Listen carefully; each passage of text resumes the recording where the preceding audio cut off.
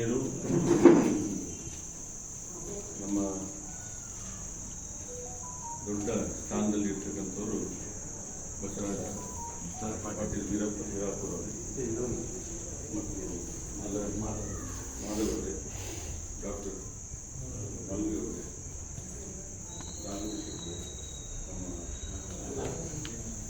ನಾಗರಾಜವರೇ, ವಸ್ತು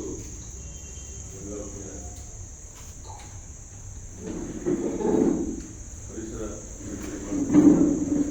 ಅನ್ನೋ ಹೋರಾಟದಲ್ಲಿ, ಯಾಕಂದರೆ ಇದು ಈ ಜಗತ್ತಲ್ಲಿ ನದಿಗಳು ಅಂತ ಕರೀತಾರೆ ಎಲ್ಲ ದೇಶಗಳು. ಆಫ್ರಿಕಾ ಹೋದರೆ ನೈಲ್ ರಿವರ್ ಅಂತಾರೆ, ಲಂಡನ್ ಹೋದರೆ ಥೇಮ್ಸ್ ರಿವರ್. ನಿನ್ನೆ ಮತ್ತು ಇವತ್ತು ಸಿರುಗುಪ್ಪದಲ್ಲಿದ್ವಿ. ಸಿರುಗುಪ್ಪದಲ್ಲಿ ಸುಮಾರು ಕಾಲೇಜಿಗೆ ಹೋಗಿದ್ವಿ ಮತ್ತು ಅಲ್ಲಿ ತಹಸೀಲ್ದಾರ್ನ ಭೇಟಿ ಆದ್ವಿ. ತಹಸೀಲ್ದಾರ್ ಸಮೇತ ನಿಮ್ಗೆ ಏನೇನು ಸಹಕಾರ ಬೇಕು ಹೇಳಿ ಎಲ್ಲ ಮಾಡ್ತೀವಿ ಅಂತ ಹೇಳಿದ್ದಾರೆ. ಮತ್ತು ಅಲ್ಲಿ ಶಾಲೆ ಒಕ್ಕೂಟದವ್ರು ಬಂದಿದ್ರು ಮತ್ತು ಪತ್ರಕರ್ತರೆಲ್ಲ ಬಂದಿದ್ರು.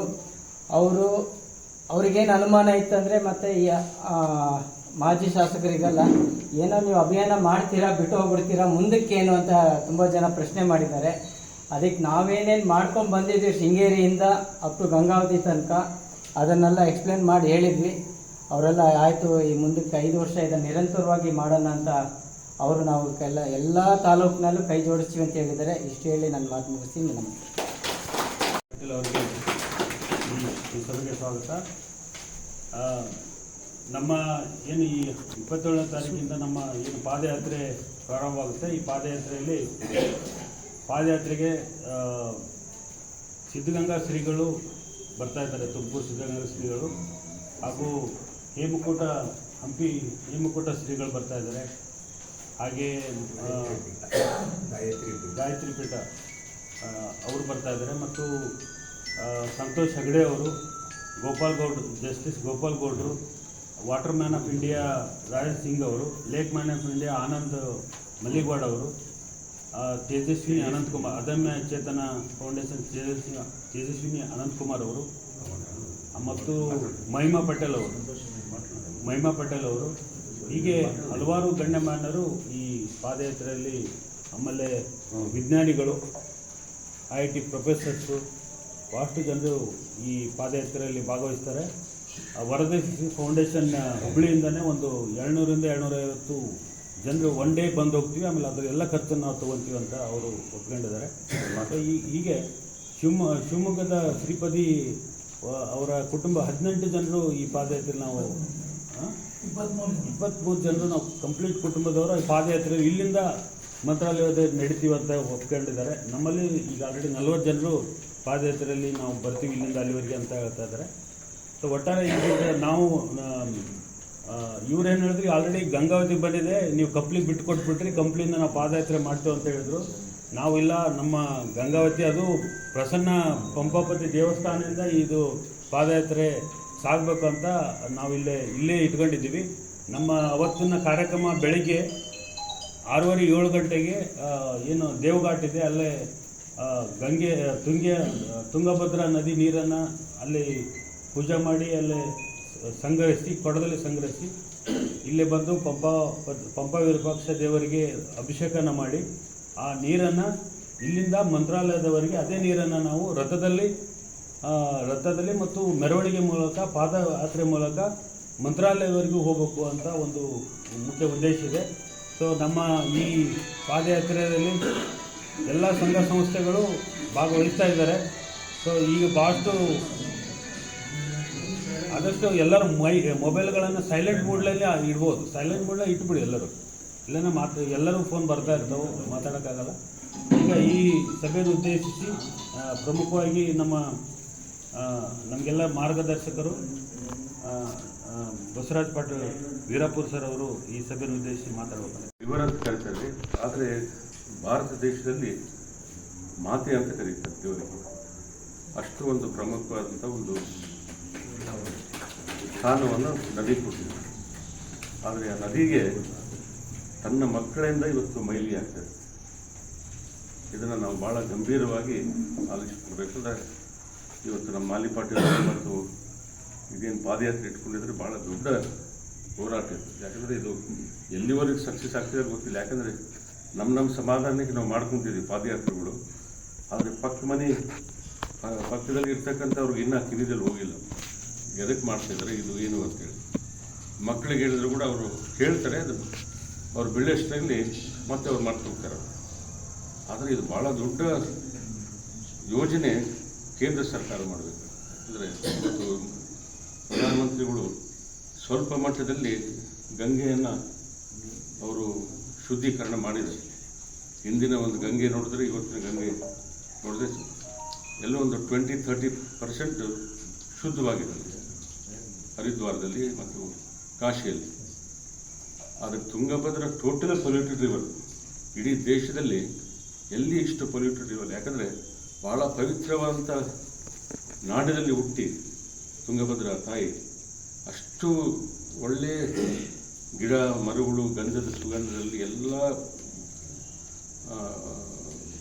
ಜಾಗದಲ್ಲಿ ಹರಿದು ಇವತ್ತು ದಾವಣಗೆರೆಯಷ್ಟು ದಾಟಿದಷ್ಟರಲ್ಲಿ ಇವತ್ತು ಎಷ್ಟು ಮೈಲಿಗೆ ಆಗ್ತದೆ ಅಂದರೆ ಹೇಳಬಾರ್ದು.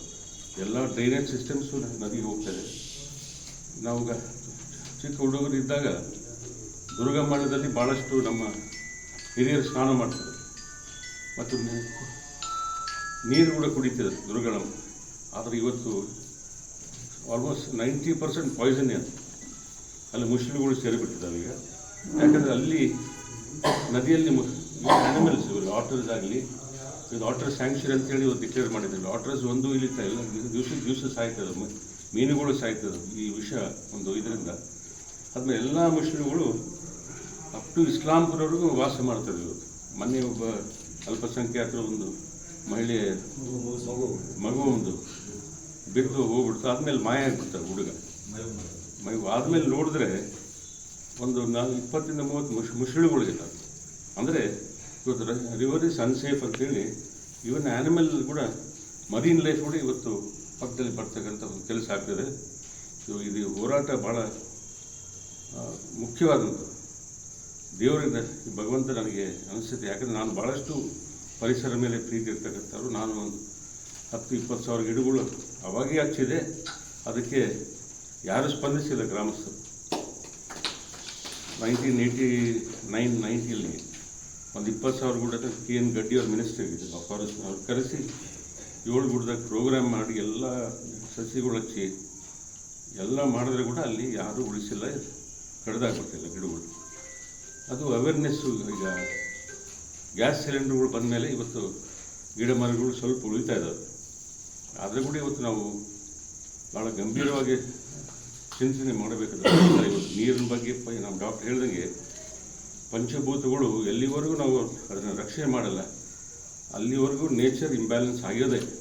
ನೇಚರ್ ಇಂಬ್ಯಾಲೆನ್ಸ್ ಆಗ್ತೈತೆ, ಸುನಾಮಿಗಳು ಬರ್ತವೆ, ನಮ್ಮ ಎಲ್ಲ ಥರ ಒಂದು ರೋಗಗಳು ಆಗ್ತವೆ.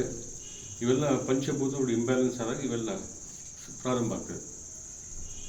ಅದರಲ್ಲಿ ಇವತ್ತು ನಾವೆಲ್ಲರೂ ದೇವಸ್ಥಾನದಲ್ಲಿ ಕುಂತು ಎಲ್ಲಿವರೆಗೂ ನಮಗೆ ಸಪೋರ್ಟ್ ಸಿಗ್ತದೆ ಅದು ಭಾಳ ಮುಖ್ಯವಾದಂಥದ್ದು. ಯಾಕಂದರೆ ನಮಗೆ ಕೋಟಿಗೊಬ್ಬರು ಸಿಗ್ತಾರೆ. ನಮ್ಗೆ ಯಾರೋ ಒಬ್ಬರು ಸ್ನೇಹಿತರು 2 ಲಕ್ಷ ಗಿಡ ಹಾಕ್ತಿರಂತ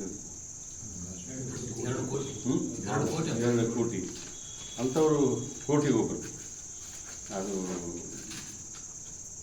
ವನದೇವತೆಯ ಒಂದು ಪ್ರೀತಿಯಾದ ಮಗ ಅಂತೇಳಿ ನಾವು ಹೇಳ್ಬೋದು. ಅದು ಒಬ್ಬರು ಕೋಟಿಗೊಬ್ಬರು ಹುಡ್ತಾರೆ ಅಂಥವ್ರು. ಯಾಕಂದರೆ ಎಲ್ಲ ಕಡೆ ಯಾಕಂದರೆ ಎಲ್ಲರೂ ಕಮರ್ಷಿಯಲೈಸ್ಡು ಹೆಂಗಿಲ್ಲ ಫಾರೆಸ್ಟ್ ಲೂಟಿ ಮಾಡಬೇಕು, ಕಲ್ಲನ್ನು ಹೊಡೆದಾಕಬೇಕು ಮತ್ತು ಎಲ್ಲ ಕಡೆ ನೀರನ್ನು ಪೊಲ್ಯೂಷನ್ ಮಾಡಬೇಕಿತ್ತು. ಇವೆಲ್ಲ ಒಂದು ಬಿಸ್ನೆಸ್ ಆಗಿಬಿಟ್ಟಿದೆ. ಇದೊಂದೇ not only generally, mainly politicians. ಯಾವುದೇ ರಾಜ್ಯದ ಮುಖ್ಯಮಂತ್ರಿಗಳು ಬರಲಿ, ಕ್ಯಾಬಿನೆಟ್ ಬರಲಿ, ಮೊದಲನೇದಾಗಿ ಲೂಟಿ ಮಾಡ್ತಕ್ಕಂಥ ಕೆಲಸ ಅವರೇ ಮಾಡೋದು, ಪರಿಸರ ಡ್ಯಾಮೇಜ್ ಮಾಡೋದು ಅವರೇ. ಅದರಿಂದ ಇವತ್ತು ನಾವು ಇದನ್ನು ರಕ್ಷಣೆ ಮಾಡಬೇಕಾದ್ರೆ ಇದು ಭಾಳ ಒಳ್ಳೆಯ ಆರ್ಗನೈಸರ್. ಇದಕ್ಕೆ ನಾನು ಸಂಪೂರ್ಣವಾದಂಥ ಸಹಕಾರ ಕೊಡ್ತೀನಿ. ಯಾಕಂದರೆ ನಾನು ಈ ಪರಿಸರದ ಬಗ್ಗೆ ಇನ್ನು 10-20 ವರ್ಷ ನಾವು ಸೇವೆ ಮಾಡ್ಬೋದು, ಎಲ್ಲರೂ ವಯಸ್ಸಾಗಿದ್ದು. ಅದು ಮುಂದೆ ನಮ್ಮ ಪೀಳಿಗೆಗೆ ನಾವು ಹೇಳಬೇಕಾಗ್ತದೆ. ಈಗ ಕಾಗೆಗಳು ಸಿಗ್ತಾಯಿಲ್ಲ ನನಗೆ. ಬೆಳಿಗ್ಗೆ ಯಾವುದು ಊರುಗುಬ್ಬಿಗಳು ಒಂದು 5-10 ವರ್ಷದಿಂದ ನಮ್ಮ ಮನೆ ಒಳಗೆ ಭಾಳಷ್ಟು ಬರ್ತಿದ್ವು. ಈಗ ಒಂದು 10 ವರ್ಷ ಆಯಿತು ಒಂದು ಊರಿಗೆ ಗುಬ್ಬಿ ಕಾಣ್ತಾರೆ. ಈಗ ಒಂದು 2 ತಿಂಗಳಾಯಿತು ಒಂದು ಕಾಗಿ ಕೂಡ ನೋಡ್ತಾ ಇಲ್ಲ.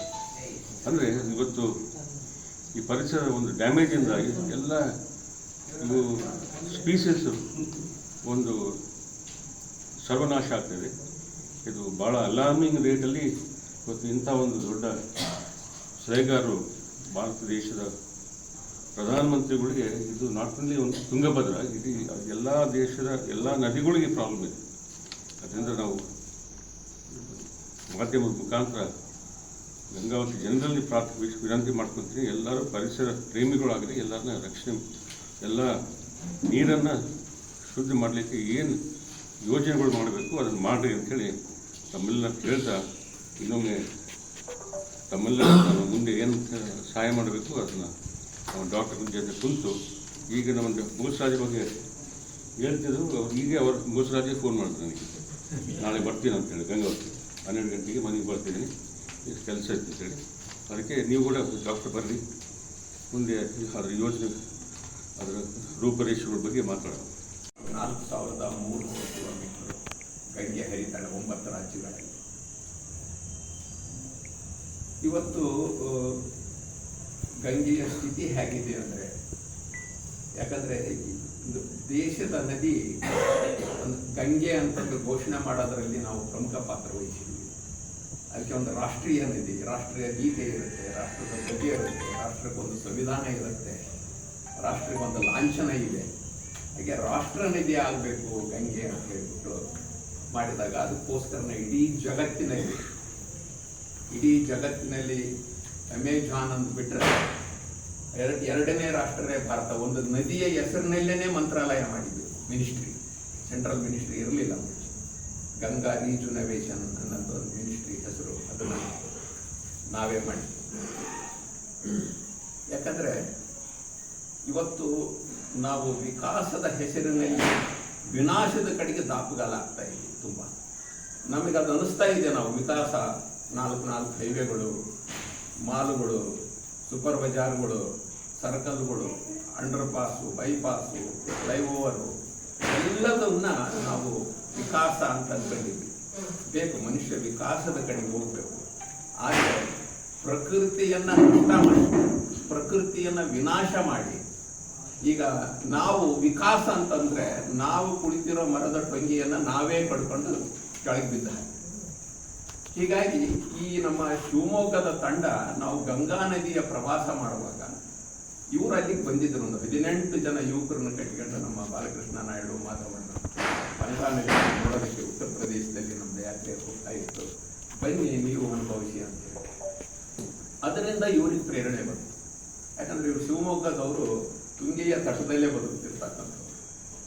ತುಂಗೆ ಇವತ್ತು ಯಾವ ಸಮಸ್ಯೆ ಇದೆ, ನಮ್ಮ ನಿಸಾರ್ ಅಹಮದರ ಕಾಲದಲ್ಲಿ ತುಂಗೆಯನ್ನು ಅವರು ಸಹ್ಯಾದ್ರಿ ತತ್ವದ ಹಾಡುಗಳನ್ನು, ನಿತ್ಯೋತ್ಸವ, ತಾಯಿ ನಿತ್ಯೋತ್ಸವ ನೀವೆಲ್ಲ ಕೇಳಿದ್ದೀವಿ. ಇವತ್ತು ಮೊನ್ನೆ ಒಂದು 5-6 ತಿಂಗಳಿಂದ ನಾನು ವಾಕಿಂಗ್ ಕರ್ಕೊಂಡು ಹೋಗಿದ್ರು ಶಿವಮೊಗ್ಗ ನಗರದಲ್ಲಿ. ಮೇಲ್ಗಡೆ ಸ್ಮಾರ್ಟ್ ಸಿಟಿ ಅಂತ ಬೋರ್ಡ್ ಇದೆ, ತುಂಬ ಚಂದ ಉದ್ಯಾನವನ, ಕ್ಯಾಫ್ಟೇರಿಯಾ, ಮೈದಾನ, ಪ್ರೇಯರ್ ಹಾಲು ಎಲ್ಲ ತುಂಬ ಲಕ ಆಗ್ತಾ ಇದೆ. ಕೆಳಗಡೆ ನೋಡಿದ್ರೆ ಊರು ಬಚ್ಚಲು ಮೋರಿ ನೀರೆಲ್ಲ ಅದರ ಕೆಳಗಡೆಯಿಂದ ತುಂಗೆಯನ್ನು ಸೇರ್ತಾ ಇದ್ದಾರೆ. ನಾನು ಒಂದ್ಸಾರಿ ಭಯಭೀತನಾಗಿ ಅನೇಕ ನದಿಗಳ ಕೊಳಚೆಯನ್ನು ನೋಡಿದ್ದೆ, ಆದರೆ ಶಿವಮೊಗ್ಗದ ಕೊಳಚೆ 7 ತೀರದ ಕೊಳಚೆ, ಅದು ತುಂಗೆಯಲ್ಲಿ ನೇರವಾಗಿ ಸೇರುತ್ತೆ. ಮತ್ತೆ ಮೇಲೆ ಸ್ಮಾರ್ಟ್ ಸಿಟಿ ಅಂತ ಬೋರ್ಡ್ ಹಾಕಿದ್ದಾರೆ. ಹೀಗಾಗಿ ಇದರ 3 ಹಂತಗಳನ್ನು ಗುರುತಿಸಿದ್ದೀವಿ ನಾವು. ಈ ನದಿಯನ್ನು ಪ್ರಾರಂಭ ಆಗುತ್ತೆ, ಗಂಗಡಿ ಕಲ್ಲು ಅಂತಾರೆ, ಅದಕ್ಕೆ ನಾವು ಗಂಗಾ ಮೂಲ ಅಂತ ಕರೀತಾರೆ. ಅಲ್ಲಿ 3 ನದಿಗಳು ಒಂದೇ ಜಾಗದಲ್ಲಿ ಇರ್ತಾರೆ, ತುಂಗೆ, ಭದ್ರೆ ಮತ್ತು ನೇತ್ರಾವತಿ. ನೇತ್ರಾವತಿ ಪಶ್ಚಿಮಾಭಿಮುಖವಾಗಿ ಇರೋದು, ಆಯಮಾನ ಅರಬ್ಬಿ ಸಮುದ್ರ ಸೇರ್ತಾಳೆ. ಇವು ತುಂಗೆ ಮತ್ತು ಭದ್ರೆ. ತುಂಗೆ ಶೃಂಗೇರಿಯಿಂದ ಬರುತ್ತೆ, ಭದ್ರೆ ಹೊರನಾಡನ್ನ ಪೂರ್ಣೇಶ್ವರಿ ಮಂದಿರದ ಮುಂದುಗಡೆ ಬಂದು ಶಿವಮೊಗ್ಗ ಭದ್ರಾವತಿ ಆದ ನಂತರ ಕೂಡ್ಲಿ ಎಂಬಲ್ಲಿ ತುಂಗಭದ್ರೆ ಆಗುತ್ತೆ. ಇದು ಸುಮಾರು 480 ಕಿಲೋಮೀಟರ್ ಕರ್ನಾಟಕದಲ್ಲಿ ಪ್ರವಹಿಸಿ ಇದು ಸುಮಾರು ಹಳ್ಳಿಗಳಿಗೆ ನೀರು ಕೊಡ್ತಾ ಇದೆ. ನೀರು ಡ್ಯಾಮ್ನಲ್ಲಿ ಹೂಳು ಬಂದಿದೆ, ಇವೆಲ್ಲ ಸಮಸ್ಯೆಗಳು ನಿಮಗೆ ಗೊತ್ತಿಲ್ಲ, ನಾನು ಹೆಚ್ಚಿನ ಮಾಡಕ್ಕೆ ಹೋಗ್ತಾ ಇಲ್ಲ. ಆದರೆ ಒಂದು ರಹಸ್ಯ ವರದಿ ಇದೆ, ನಿಮ್ಮ ಯಾರ ಕೈಯಲ್ಲಿ ಆ ವರದಿ ಇಲ್ಲ. ಯುನೈಟೆಡ್ ನೇಷನ್ಸ್ ಅವರು ಸ್ಯಾಟಲೈಟದ ಮೂಲಕ ಎಲ್ಲ ನದಿಗಳನ್ನು ನಾವು ಸರ್ವೆ ಮಾಡಿಸಿದ್ದೀವಿ ಸರ್ಕಾರದಿಂದ. ಸರ್ವೆ ಮಾಡಿಸಿದಾಗ 2040 ತುಂಗೆ ಹೋಗ್ತಾಳೆ ಅಂತಕ್ಕಂಥ ವರದಿ ಇದೆ. ಅದಕ್ಕಾಗಿ ನೀವು ಈಗ ಇದನ್ನೇನಾದರೂ ಎಚ್ಚೆತ್ತುಕೊಳ್ಳದೆ ಇದ್ದರೆ ಕೇವಲ ತುಂಗೆ ಹಳ್ಳಿಗಳ ಕುಡಿಯುವ ನೀರಿಗಾಗಿ ಮಾತ್ರ ಉಳಿಯಬಲ್ಲಳೆ ಹೊರತು ಇದರಿಂದ ಕೃಷಿ ಅಸಾಧ್ಯ ಅಂತಕ್ಕಂಥದ್ದನ್ನು ವಿಜ್ಞಾನಿಗಳು ವರದಿಯನ್ನು ಕೊಟ್ಟಿದ್ದಾರೆ. ನಾವು ಜನರು ಭಯಭೀತ ಬೀಳಬಾರದು ಅನ್ನೋ ದೃಷ್ಟಿಯಿಂದ ನಾವು ಅದಕ್ಕೋಸ್ಕರ ಈ ನದಿಯನ್ನು ಉಳಿಸಿಕೊಳ್ಳೋದಕ್ಕೆ, ಯಾಕಂದರೆ ಜಗತ್ತಿನಲ್ಲಿ ನಾನು ಸುಮಾರು 70-80 ದೇಶಗಳನ್ನು ಪ್ರವಾಸ ಮಾಡಿ ಅಲ್ಲಿ ಬತ್ತಿ ಹೋಗಿರೋ ನದಿಗಳನ್ನು ಜೀವಂತ ಮಾಡಿದ್ದಾರೆ, ಕಲ್ಮಶವಾಗಿರ್ತಕ್ಕಂಥ ನದಿಗಳನ್ನು ಕೂಡ ಸ್ವಚ್ಛಗೊಳಿಸಿದ್ದಾರೆ. ಅದರಿಂದ ಆರೋಗ್ಯದಲ್ಲಿನೂ ಬದಲಾವಣೆಗಳಾಗಿದ್ದಾವೆ. ಅದಕ್ಕೋಸ್ಕರ ನಾನು ನಮ್ಮ ರಾಜೇಂದ್ರ ಸಿಂಗ್ ಮೆಗಾಸಿಸ್ ಅವಾರ್ಡ್ ವಿನ್ನರ್, ನನ್ನ ತುಂಬ ಆತ್ಮೀಯರವರು, ಅವರನ್ನು ಅದಕ್ಕೋಸ್ಕರನೇ ಇಲ್ಲಿ ಪ್ರಾರಂಭೋತ್ಸವಕ್ಕೆ ಕರೆದಿದ್ದೀನಿ. ಅವರು ಸುಮಾರು 40 ದೇಶಗಳಲ್ಲಿ ನದಿಗಳಲ್ಲಿ ಕೆಲಸ ಮಾಡ್ತಾ ಇದ್ದಾರೆ. ಅವರ ಅನುಭವಗಳಿದ್ದಾವೆ. ಮಹಾರಾಷ್ಟ್ರದಲ್ಲಿ ಕೆಲಸ ಮಾಡಿದ್ದೀವಿ, ಜಾರ್ಖಂಡದಲ್ಲಿ ಮಾಡಿದ್ದೀವಿ, ಮಧ್ಯಪ್ರದೇಶದಲ್ಲಿ ಮಾಡಿದ್ದೀವಿ, ನರ್ಮದಲ್ಲಿ ಮಾಡ್ತಾ ಇದ್ದೀವಿ.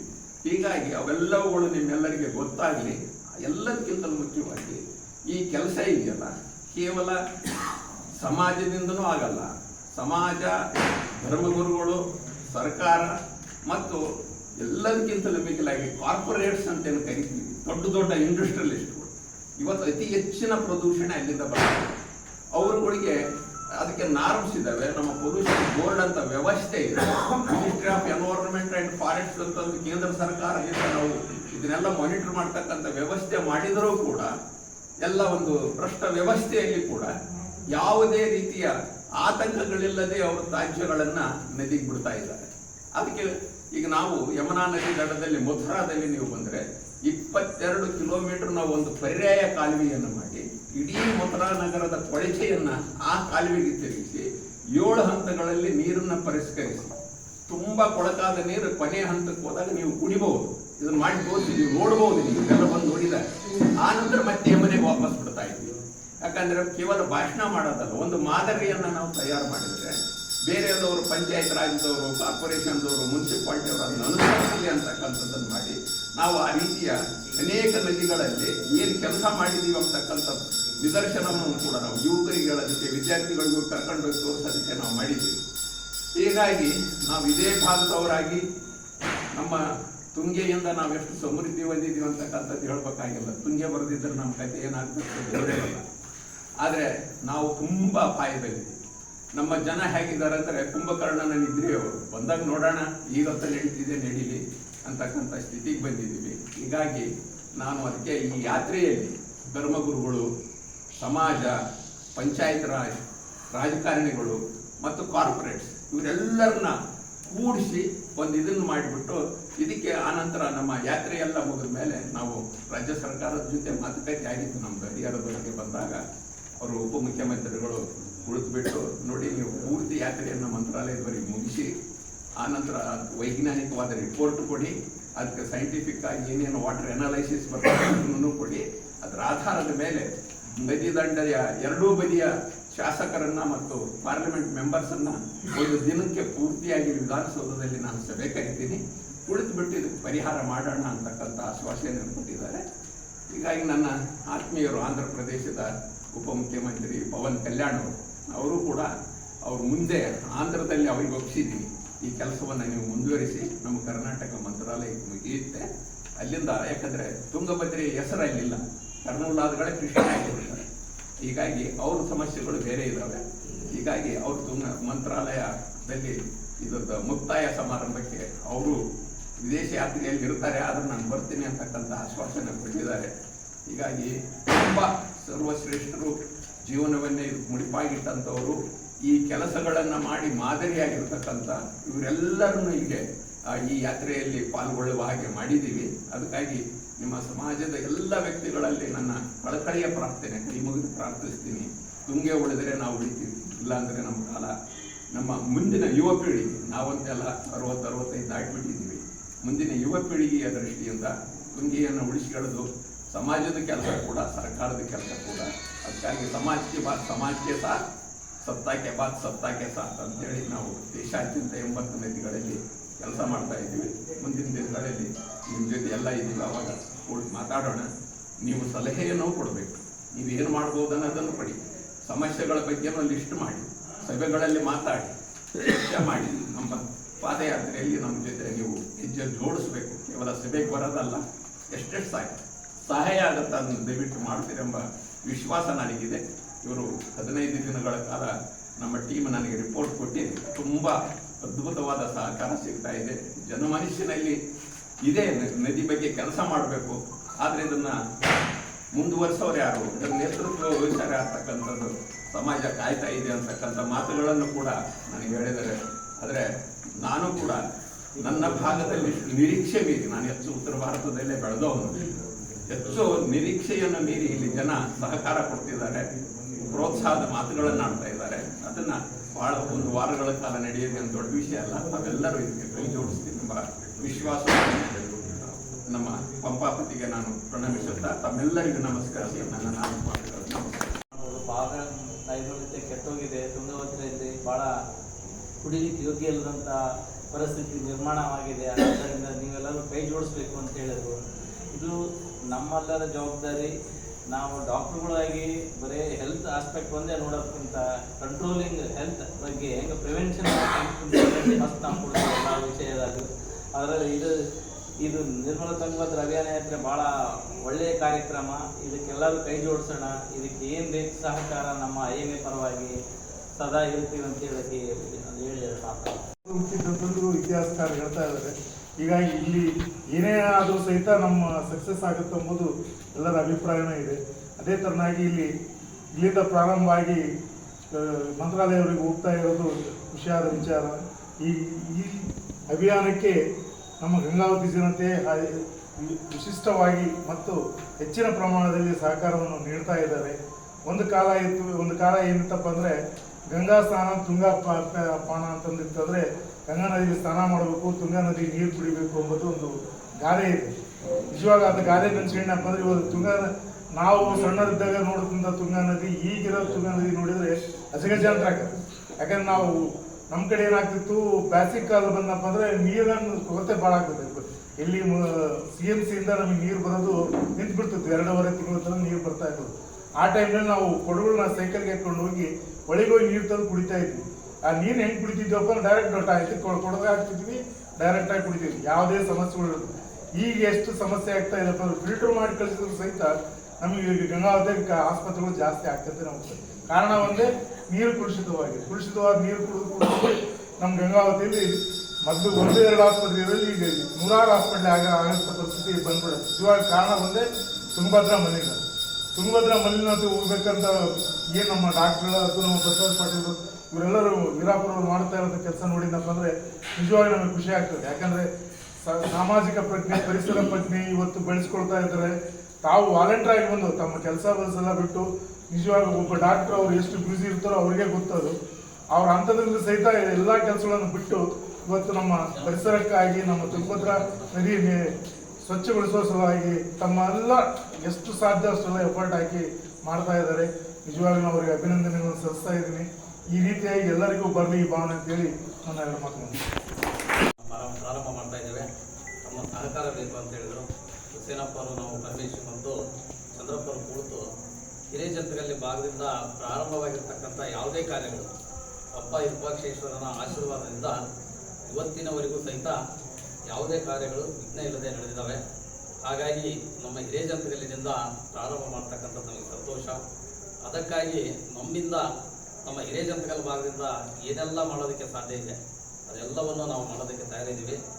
ಹಾಗೆ ವೇದಿಕೆ ಖರ್ಚು ಮತ್ತು ಖರ್ಚುಗಳನ್ನ ಕೊಡೋದಕ್ಕೆ ತಯಾರಿದ್ದೀವಿ. ನಾವೆಲ್ಲ ಸೇರಿ ಮಾಡ್ತೀವಿ ಅನ್ನೋದನ್ನು ಹೇಳಿದ್ರು ವ್ಯವಸ್ಥೆ ಆಗಲಿ ಅಂತೇಳಿ ನಮ್ಮ ಹಿರಿಯರ ಜೊತೆ ಚರ್ಚೆ ಮಾಡಿ, ನಮ್ಮ ನಾಗರಾಜ್ ಅವರಿದ್ದಾರೆ ಹಾಗೂ ಇನ್ನೂ ಅನೇಕರಿದ್ದಾರೆ, ಎಲ್ಲರ ಜೊತೆಗೆ ಚರ್ಚೆ ಮಾಡಿ ಸಾಧ್ಯವಾದಷ್ಟು ಮಾಡ್ತಕ್ಕಂಥ ಕೆಲಸವನ್ನು ನಾವು ಮಾಡ್ತೀವಿ. ಜೊತೆಗೆ ತಾವು ಎಲ್ಲಿ ಕರೆದರೂ ಸಹಿತ ಇವೇನು ತಾವು ಕಾಂಟ್ರಿಬ್ಯೂಷನ್ಗೆ ಹೋಗ್ತಾ ಇದ್ದೀವಿ ಅದಕ್ಕೂ ಸಹಿತ ನಾವೆಲ್ಲರೂ ಹಿರೇಜಂತಗಲ್ ಭಾಗದಿಂದ ಬರೋಕ್ಕೆ ತಯಾರಿದ್ದೇವೆ ಅಂತೇಳಿ ಹೇಳ್ತಾ, ಈ ಒಂದು ನಿರ್ಮಲವಾಗಿರ್ತಕ್ಕಂಥ ನದಿಗಳು ಇವತ್ತೇನು ಕೆಟ್ಟು ಹೋಗ್ತಾ ಇದ್ದಾವೆ, ಏನು ಸಾಕಷ್ಟು ಜನ ಹಿರಿಯರು ಹೇಳಿದರು ಸಾಕಷ್ಟು ಸೇವೆಗಳನ್ನ ಮಾಡಿದ್ದಾರೆ ಅಂತೇಳಿ, ಅದೇ ರೀತಿಯಾಗಿ ನಮ್ಮ ಹಿರೇಜಂತಗಲ್ಲಿ ಸಹಿತ ತಮ್ಮ ಸೇವೆಯಾಗಲಿ, ಅದಕ್ಕೆ ನಮ್ಮ ಭಾಗದಿಂದ ನಾವೆಲ್ಲರೂ ತಮಗೆ ಬೆಂಬಲವಾಗಿ ಇರ್ತೀವಿ ಅಂತ ಹೇಳ್ತಾ ನನ್ನ ಗೌರವ ಕೊಡಬೇಕು. ನದಿ ಅಥವಾ ನಾವು ಆ ಒಂದು ಜಲಕ್ಕೆ ಎಷ್ಟು ಗೌರವ ಕೊಟ್ಟಿದ್ವಿ ಮತ್ತು ಈ ನದಿ ಇಡೀ ರಾಷ್ಟ್ರಾದ್ಯಂತ ನಮ್ಮ ಸಾರ್ ಅವರು ಆ ಒಂದು ಹೋರಾಟ ಇರ್ಬೋದು, ಶುದ್ಧೀಕರಣ ಇರ್ಬೋದು, ಸರ್ಕಾರದಿಂದ ಆಗ್ತಕ್ಕಂಥ ಸಲಹೆ ಸೂಚನೆಗಳಿರ್ಬೋದು, ಈ ರೀತಿ ಹಲವಾರು ವಿಷಯಗಳ ಬಗ್ಗೆ ಮಾತನಾಡಿದ್ದಾರೆ. ಹಾಗಾಗಿ ನಮ್ಮ ಈ ಗಂಗಾವತಿಯಲ್ಲಿ ಇರ್ತಕ್ಕಂಥ ರೋಟರಿ ಕ್ಲಬ್ ಅಧ್ಯಕ್ಷರು ಮತ್ತು ನಾವೆಲ್ಲ ಸದಸ್ಯರು ಸಂಪೂರ್ಣವಾಗಿ ಬೆಂಬಲ ಕೊಡ್ತಾ ಇರ್ತೀವಿ. ತನುಮನ ಧನದಿಂದಲೂ ಸಹ ನಾವು ಸಹಾಯ ಸಹಕಾರ ನೀಡ್ತಾ ಇರ್ತೀವಿ ಅಂತ ಹೇಳ್ತಾ, ಮತ್ತು ಈ ಕಾರ್ಯಕ್ರಮವನ್ನು ಎಲ್ಲರೂ ಸೇರಿ ಯಶಸ್ವಿ ಮಾಡೋಣ ಅಂತ ಹೇಳ್ತಾ ಅವಕಾಶ ಕೊಟ್ಟಿದ್ದಕ್ಕಾಗಿ ಶಿಕ್ಷಣ ಸಂಸ್ಥೆಗಳ ವತಿಯಿಂದ ನಾನು ಅವತ್ತು 2ನೇ ಇದಕ್ಕೆ ನಮ್ಮ ಎಲ್ಲ ಮಕ್ಕಳ ಇದನ್ನು ಶಾಲೆಯಿಂದ ಮಕ್ಕಳನ್ನೆಲ್ಲ ಕಳಿಸ್ಕೊಡ್ಬೇಕಾದ್ರೆ ಅದರ ವ್ಯವಸ್ಥೆನ ನಾವು ಮಾಡಿದ್ವಿ. ಈಗ ನಮ್ಮ ಪರಮೇಶ್ವರ್ ಸರು ಮತ್ತು ಜಗನ್ನಾಥ್ ಸರ್ ಮತ್ತು ಆಮೇಲೆ ಶಾಯಿನ್ ಕೋಸರ್ ಮೇಡಮು ಮತ್ತು ನಮ್ಮ ಸರ್ವೇಶ್ ಸರ್ ಅಂತೂ ನಿರಂತರವಾಗಿ ಟಚ್ಚಲ್ಲಿದ್ದಾರೆ. ಸೊ ನಮ್ಮ ಎಲ್ಲ ಶಿಕ್ಷಣ ಸಂಸ್ಥೆಗಳ ಒಂದು ಒಕ್ಕೂಟದ ವತಿಯಿಂದ ನಾವು ನಮ್ಮದೇ ಆಗಿರ್ತಕ್ಕಂಥ ಒಂದು ಪ್ರಾಮಾಣಿಕ ಪ್ರಯತ್ನವನ್ನು ಮಾಡಿ ಈ ಒಂದು ನಿರ್ಮಲ ತುಂಗಭದ್ರಾ ಅಭಿಯಾನ, ಈಗ ನಾವು ಬೇಸಿಕಲಿ ನಾನು ಸೈನ್ಸ್ ಟೀಚರು. ಸೊ ಈ ನದಿಯ ಕುರಿತಾಗಿ ನಾವೆಷ್ಟು ಎಲ್ಲ ಕಡೆ ಹೋಗಿ ನೀರು ಕುಡಿದಿರ್ತೀವಿ, ಬಟ್ ತುಂಗಭದ್ರಾ ನದಿ ನೀರಷ್ಟು ಸ್ವೀಟ್ ಬೇರೆ ಎಲ್ಲೂ ಬರಲ್ಲ. ಅದು ಆ ಥರ ಇರ್ತಕ್ಕಂಥದ್ದು ನೀರು. ಸರ್ ಈಗ ಒಂದು ಹೇಳಿದ್ರು ಆತಂಕಕಾರಿ ವಿಚಾರ, 2040 ಇಷ್ಟರವರೆಗೆ ತುಂಗಾ ನದಿ ಇರಲ್ಲ ಅನ್ನೋ ಒಂದು ವಿಚಾರನ. ಹೌದು, ಹೀಗೆ ಅಲಕ್ಷ್ಯ ಮಾಡ್ತಾ ಹೋದರೆ ಏನೂ ಸಿಗಂಗಿಲ್ಲ ನಿಮ್ಗೆ ಮುಂದೆ. ಯಾಕಂದರೆ ಅದು ನಾವೆಲ್ಲ ಮನುಷ್ಯನಿಗೆ ಕೆಟ್ಟ ಮೇಲೆ ಬುದ್ಧಿ ಬರ್ತದೆ, ಮಾನವನಿಗೆ ಅಲ್ಲಿವರೆಗೆ ಬುದ್ಧಿ ಬರಲ್ಲ. ಅದಕ್ಕೆ ಅದನ್ನ ಅವೇರ್ನೆಸ್ ಪ್ರೋಗ್ರಾಮನ್ನು ಮಾಡ್ತಾ ಇದ್ದಾರೆ. ನನಗೆ ವಿಶೇಷವಾಗಿ ನಮ್ಮ ಶಿವಕುಮಾರ್ ಡಾಕ್ಟರ್ ಸರ್ ಅವ್ರನ್ನ ನಾನು ಭಾಳ ಅಬ್ಸರ್ವ್ ಮಾಡ್ತಾ ಇರ್ತೀನಿ. ಅವರು ನಿಜವಾಗ್ಲೂ ಅವ್ರು ನಮಗೆ ಒಂಥರ ಇನ್ಸ್ಪಿರೇಷನ್ ಅಂತೇಳಿ. ಯಾಕಂದರೆ ಸರ್ ಅಷ್ಟೆಲ್ಲ ಹಾಸ್ಪಿಟಲ್ ವರ್ಕ್ ಮಾಡ್ತಾ ಮತ್ತು ಈ ಕಾರ್ಯಕ್ರಮದ ಪ್ರತಿಯೊಂದು ಇದ್ರೊಳಗೂ ಸರ್ ಭಾಗವಹಿಸ್ತಾ ಇರ್ತಾರೆ. ನಾನು ಫೇಸ್ಬುಕ್ಕಲ್ಲಿ ಅಲ್ಲಿ ಇಲ್ಲೆಲ್ಲ ಅಬ್ಸರ್ವ್ ಮಾಡ್ತಾ ಇರ್ತೀನಿ. ನಿಜವಾಗ್ಲೂ ನಮ್ಮಂಥ ಯುವಕರಿಗೆ ಸರ್ ಇನ್ಸ್ಪಿರೇಷನ್ ಅಂತ ನಾನು ಹೇಳಕ್ಕೆ ಬಯಸ್ತೀನಿ. ಸೊ ನಮ್ಮ ಕೈಲಾದ ಮಟ್ಟಿಗೆ ನಾವು ಕೂಡ ಈ ಒಂದು ನಿರ್ಮಲ ತುಂಗಭದ್ರಾ ಅಭಿಯಾನದ ಈ ಒಂದು ಪಾದಯಾತ್ರೆಯಲ್ಲಿ ಅಳಿಲು ಸೇವೆಯನ್ನು ಪ್ರಾಮಾಣಿಕವಾಗಿ ಅಂತೇಳಿ ಈ ಒಂದು ಸರಿ ಹೋದಾಗ ಹಣ್ಣಿನ ಬಂಡಿ ಅವರೆಲ್ಲರೂ ಈ ಅಮ್ಮ ಬಂದ್ಬಿಟ್ಟು ಪೇಪರ್ ಕೇಳ್ತಾಳಪ್ಪ ಬ್ಯಾಗ್ ತಗೊಳ್ಳಲ್ಲ ಅಂತೇಳಿ ಅವರೆಲ್ಲರೂ ಇದೇ ರೀತಿ ಹೇಳ್ತಾ ಇದ್ರು. ನಿನ್ನೆ ಹಂಗೆ ಅಂದರು, ಈ ಸರಿ ನೀವೇ ಏನಾದ್ರು ಒಂದು ವ್ಯವಸ್ಥೆ ಮಾಡಿಬಿಡ್ರಿ ಮೇಡಮ್, ಯಾಕಂದರೆ ಫ್ಯಾಕ್ಟ್ರಿ ಬಂದಾದಾಗ ಇದು ಬಂದ್ ಆಗ್ತಾವೆ, ನಮ್ಗೆ ಯಾಕೆ ನೀವು ಬಂದ್ ಮಾಡಿ ಅಂತ ಹೇಳ್ತೀರಿ. ಇದು ನಾವು ಬಂದ್ ಮಾಡೋ ಕೆಲಸ ಇಲ್ಲ. ಪ್ಲಾಸ್ಟಿಕ್ಗಳನ್ನು ಫ್ಯಾಕ್ಟ್ರಿಗಳನ್ನು ಮುಚ್ಚಬೇಕು ಮೊದಲು ಸರ್ಕಾರ ವತಿಯಿಂದ. ನೀವು ಅದನ್ನು ಮುಚ್ಚಲಾರ್ದಾಗ ನಮ್ಮನ್ನು ಅದನ್ನು ಯೂಸ್ ಮಾಡಬೇಡ್ರಿ, ಕೊಡಬೇಡ್ರಿ ಅಂದರೆ ನಾವೇನು ಮಾಡೋಣ ಅಂತ ನಿನ್ನೆ ಸಾಯಂಕಾಲನೇ ಈ ರೀತಿ ಮಾತಾಡಿದರು. ಸೊ ನಾನು ಯಾವಾಗ ಹೋದ್ರೂ ಒಂದು ವೇಳೆ ಬ್ಯಾಗ್ ತೊಗೊಂಡು ಹೋಗಿಲ್ಲ ಅಂದರೆ ತೊಗೊಂಬಂದು ಅದು ಡಿಕ್ಕಿನಲ್ಲಿ ಹಾಕ್ಕೊಂಡು ಸೀರೆ ತೊಗೊಂಬರ್ತೀನಿ. ಈ ಒಂದು ಪ್ಲಾಸ್ಟಿಕ್ಲಿಂದ ನಮಗೆ ಆಗ್ತಾ ಇರೋದು ಎಲ್ಲರೂ ಗೊತ್ತಿದ್ದೇ ಮಾತಿದೆ. ನಾನು ಆದಷ್ಟು ಮಟ್ಟಿಗೆ ನಮ್ಮ ಶಾಲೆಯಲ್ಲಿ ಈ ಒಂದು ಇದನ್ನು ನಾವು ಹೇಳ್ತಾನೆ ಇರ್ತೀವಿ. ಯಾಕಂತ ಹೇಳಿದರೆ ನಾವೆಲ್ಲರೂ ಮುಂದಿನ ಪ್ರಜೆಗಳನ್ನು ತಯಾರಿಸುವ ಫ್ಯಾಕ್ಟ್ರಿಗಳು, ಪದಾರ್ಥಗಳು ತಯಾರಿಸುವ ಫ್ಯಾಕ್ಟ್ರಿಗಳು ಬೇರೆ ಇರ್ತವೆ. ನಾವು ಮುಂದಿನ ಪೀಳಿಗೆಯನ್ನು ತಯಾರಿಸುವ ಫ್ಯಾಕ್ಟ್ರಿಗಳು ನಮ್ಮದಾಗಿರುತ್ತೆ. ಹಾಗಾಗಿ ಉತ್ತಮವಾದ ಒಂದು ಪರಿಸರವನ್ನು ನಾವು ನಮ್ಮ ಮಕ್ಕಳಿಂದ ಕೊಡಿಸೋಣ ಅಂಥೇಳಿ ವಿಚಾರ ಮಾಡಿಸುತ್ತಾ I will try my level best. ನಾನು ಈ ಪಾದಯಾತ್ರೆಯಲ್ಲಿ 27ರಿಂದ 4ನೇ ತಾರೀಕುವರೆಗೆ ಅಂದ್ಕೊಳ್ತಾ ಇದ್ದೀನಿ. ಒಂದೊಂದು ಸರಿ ಭಯ ಬರ್ತಾ ಇದೆ, ಹೋಗ್ಬೋದೋ ಇಲ್ಲ ಅಂಥೇಳಿ. ಬಟ್ ನಾನು ರೆಡಿ ಪ್ರಯತ್ನ ಅಂತೂ ಮಾಡ್ತೀನಿ ನಡಿಲಿಕ್ಕೆ. ಯಾರಿಗೆ ಗೊತ್ತು, ಅವಾಗವರೆಗೆ ಸ್ವಲ್ಪ ತೆಳ್ಳಗಾದರೆ ಆಗ್ಬೋದು ಅಂತ. I will try my level best sir. So ನಾನು ಜಾಯ್ನ್ ಆಗ್ತೀನಿ. ಆಮೇಲೆ ವೀರಪ್ಪನ್ ಸರ್ ಅವರು ಈಗ ಒಂದು ಮಾತು ಹೇಳಿದರು, ಯಮುನೆ ನೀರನ್ನು ಯಾವ ರೀತಿ ನಾವು ಮತ್ತೆ ಕುಡಿಲಿಕ್ಕೆ ಅಂಥೇಳಿ ಬಿಡ್ಬೋದು ಅಂಥೇಳಿ. ಆ ಸಿಸ್ಟಮನ್ನು ನಮ್ಮ ಕಡೆಗೂ ಆದರೆ ಭಾಳ ಒಂದು ಇದಾಗ್ಬೋದು ಅಂಥೇಳಿ. ಯಾಕಂದರೆ ಇಲ್ಲಿ ಇರ್ತಕ್ಕಂತಹ ನಮ್ಮ ನಗರದಲ್ಲಿ ಇರ್ತಕ್ಕಂಥ ದುರ್ಗಮ್ಮ ಹಳ್ಳದಲ್ಲಿ ನಾವು ಹಾಲಿಡೇಸಿಗೆ ಬಂದಾಗೆಲ್ಲ ಅಲ್ಲೆಲ್ಲ ಸ್ವಿಮ್ಮಿಂಗ್ ಮಾಡ್ತಿದ್ವಿ ಸಣ್ಣವರಾವಾಗ. ಅಲ್ಲಿ ಅವಾಗೆಲ್ಲ ಸ್ವಿಮ್ಮಿಂಗ್ ಮಾಡ್ತಿದ್ವಿ. ಆಮೇಲೆ ಬರ್ತೀನಿ ನೀರು ಅಂಥೇಳಿ ಮುಂದೆ ಹೋಗಿ ತೊಗೊಂಬರ್ತಿದ್ವಿ ಅವಾಗ ನೀರು ಕುಡಿಲಿಕ್ಕೆ ಅಂಥೇಳಿ. ಸೊ ಅಂಥ ದುರ್ಗಮ್ಮ ಹಳ್ಳ ಹೋಗಿ ಈಗ 5 ವರ್ಷದ ಹಿಂದಂತೂ ಪೂರ್ತಿ ಹದಗೆಟ್ಟಿತ್ತು, ಗಟ್ರಾಗಿತ್ತು. ಈಗ ಮತ್ತೆ ಶಿವಕುಮಾರ್ ಸರ್ ಅವರು ಏನೋ ಒಂದು ಇದು ಮಾಡಿದ್ರು, ಆವಾಗಲಿಂದ ಅಷ್ಟಂತೂ ಅದು ಡೆವಲಪ್ ಆಗಿದೆ. ಸೊ ಇನ್ನೂ ಸ್ವಲ್ಪ ಡೆವಲಪ್ ಆಗಬೇಕು ಅಂಥೇಳಿ ನಮ್ಮಲ್ಲಿ ಇಲ್ಲಿ 3 ಜನ ಮಾಜಿ ಹಾಲಿ ಕೌನ್ಸಿಲರ್ಗಳಿದ್ದಾರೆ. ಸೊ ಅವರು ಸ್ವಲ್ಪ ಅದರಲ್ಲಿ ಪ್ರಯತ್ನ ಮಾಡಿದರೆ ಇನ್ನೂ ಉತ್ತಮವಾಗಿ ಆಗಬಹುದು ಅಂಥೇಳಿ ಹೇಳುತ್ತಾ ಇವತ್ತು ಮಾತಾಡಲಿಕ್ಕೆ ಅವಕಾಶ ಸಿಕ್ಕಿದೆ. ಧನ್ಯವಾದಗಳು. ನೀರು ಕುಡಲಿಕ್ಕೆ ಯೋಗ್ಯ ಇಲ್ಲ ಅಂತ ಹಾಕಿದ್ರು. ಈ ಸಲ ಏನಾಗ್ತಿದ್ರೆ ಅದು ಬಳಸಕ್ಕೆ ಸಹಿತ ಯೋಗ್ಯ ಇಲ್ಲ ಅಂತ ಹಾಕಿದ್ರು. ಮುಂದಿನ ಸಲ ಮುಟ್ಲಿಕ್ಕೆ ಯೋಗ್ಯ ಇಲ್ಲ ಅಂತ ಬಂದಿರ್ಬೋದು. ಆಮೇಲೆ ನಾನು ಬಸವರಾಜ್ ವೀರಪ್ಪ ಸರ್ ಅವ್ರ ಬಗ್ಗೆ ಸುಮ್ಮನೆ ಕೇಳಿದ್ದೆ. ಇವತ್ತು ಮುಕ್ತವಾಗಿ ಅವರು ಹಲವಾರು ವಿಷಯಗಳನ್ನು ಕೇಳ್ತಕ್ಕಂಥ ಸುಯೋಗ ನನಗೆ ಬಂತು. ಆಮೇಲೆ ಇದು ನಾನೇ ಪ್ರಶ್ನೆ ಮಾಡ್ತಿದ್ದೆ, ಇದು ಇಷ್ಟೆಲ್ಲ ಇದು ಇರ್ತಕ್ಕಂಥದ್ದನ್ನು ಬದಲಾವಣೆ ಮಾಡಲಿಕ್ಕೆ ಎಲ್ಲಿಂದ ಆಗಬಹುದು ಅಂತ. ಆದರೆ ಅವರು ಅದನ್ನು ಅವ್ರ ಭಾಷಣದಲ್ಲಿ ಅದು ಉತ್ತರ ಕೊಡಿಸಿದ್ರು.